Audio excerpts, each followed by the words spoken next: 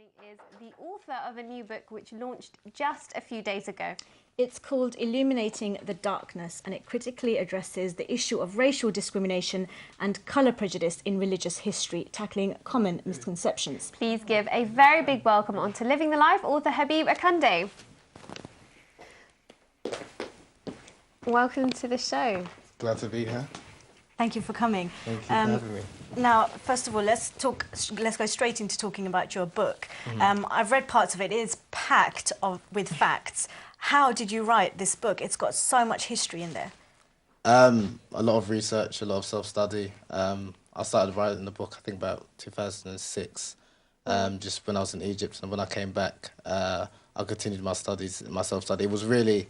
I initially wanted to just kind of look into the African history and do a lot of research in African history and what Islam says about racism and race relations. And then I just started, the more I started researching it and find out so many things, I started compiling a lot of evidence. And I just went on. But the history is so vast, there's so much. How did you choose what to include in the book and what to leave out? It was very difficult, very difficult. The original book is actually 3 times the size of the actual book that we've got now. But when I spoke to my younger sister and I asked her to review it, she said that you need to cut it because it's going to be too much for people to read, so I wanted to kind of make it concise. Well, we've got a copy of the book here, Illuminating the Darkness. So how did you come up with this title? It's a really, really intriguing title. Well, the title, I can't really take full credit for the title because there was a scholar called Ibn al-Jawzi. He actually wrote a book called Illuminating Darkness based on this particular topic, so I wanted to pay homage to him.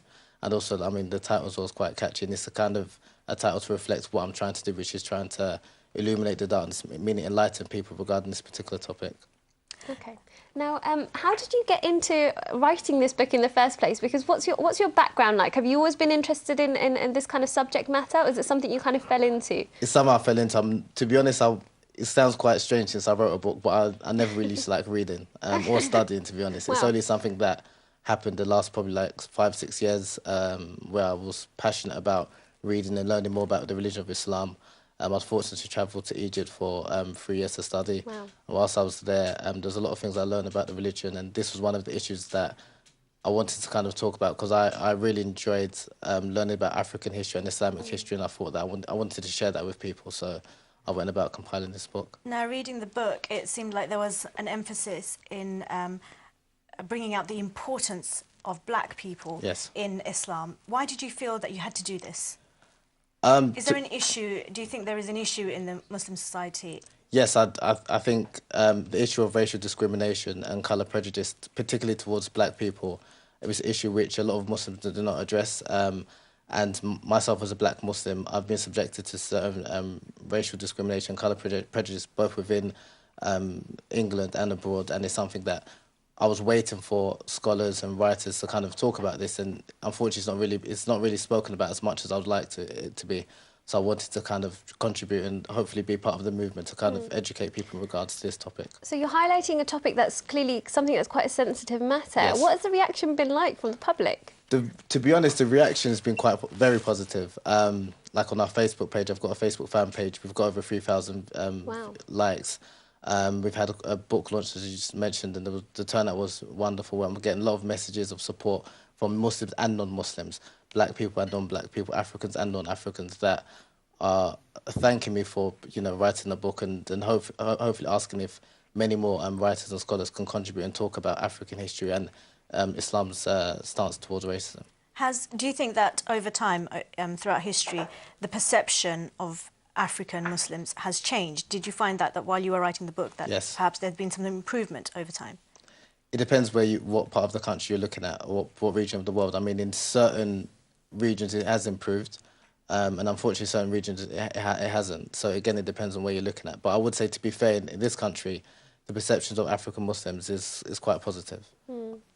Now, you know, in the book you talk about North Africans as well. Is that a particular subject that you're focusing on in the book? Yeah, I mean, when I was in Egypt, I was fortunate enough to stay with a couple of Moroccans, and when I told them my ideas of writing a book about African history, they said, make sure you talk about Morocco and North Africa and represent for us, because a lot of people, when we talk about Africa, they think of just like Black Africa, Sub-Saharan Africa. So I wanted to clearly let people know that by me saying North African, I'm including Berbers and Coptics who've got a great history as well within Islam. For anyone who hasn't read the book, tell the viewers what they can expect from it. A lot of research. I think a lot of things that you'd probably be surprised of about Islam. I've also got... There's a chapter on black prophets, isn't there? Yes, yes. Tell us more about that. In the religion of Islam, we know that there's a tradition that says there was over 124,000 prophets, and not many people know that some of the prophets were black. Even Luqman alayhi salam, there's some difference of opinion, but some scholars say that he was black. Also, the Qarnayn as well. There's a tradition that says he was black as well. So, and there's also like rulers, kings and queens who are black as well. So I'm trying to highlight this also to educate people about the status of black people in Islam. So where can people purchase the book if they're interested? Yes, you can purchase it from Amazon. Okay. Also rabah.com, that's RABAAH.com, and it's also available on Kindle as well at the moment. So. Okay, wow, so lots of different avenues there for people to explore. Sadi, should we take a look at how Kanita's doing over there in the green room? Now, it looks absolutely incredible. I think I'm really, really hungry now. Yeah, so am I. It does look really good, and I'm just looking forward. Kanita, would you be able to hold up one of those for us so we can have a look at it? That's absolutely amazing. Habeeb, are you into apple pastries then? I am. I'm actually peckish just looking at it right now. Are you much of a cook yourself? I can cook. Yeah? I can cook really well, not to brag about myself. All right, so next time we'll have you making something else over there. I'll put you jollof rice. Now, if people want to get in touch with you and they want to find out more, how can they go about doing that? Facebook.com/Illuminating the Darkness. You can find me and, like the page and buy the book. Excellent. Well, Jazakallah khair for joining us. Oh, yeah. Well, unfortunately, we've reached the end of today's show. A big thanks to all of our guests, Adam Williamson and Richard Henry. Absolutely. Also, thank you to Kanita and Habeeb Akande. Join us the same time tomorrow evening. Until then, from all of us here at Living the Life, have a very pleasant evening. Assalamu alaikum wa rahmatullahi wa barakatuhu.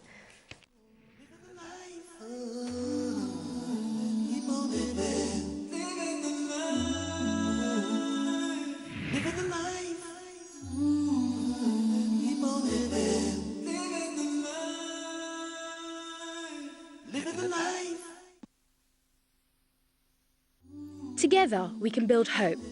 Orphans in Need sponsors Living the Life.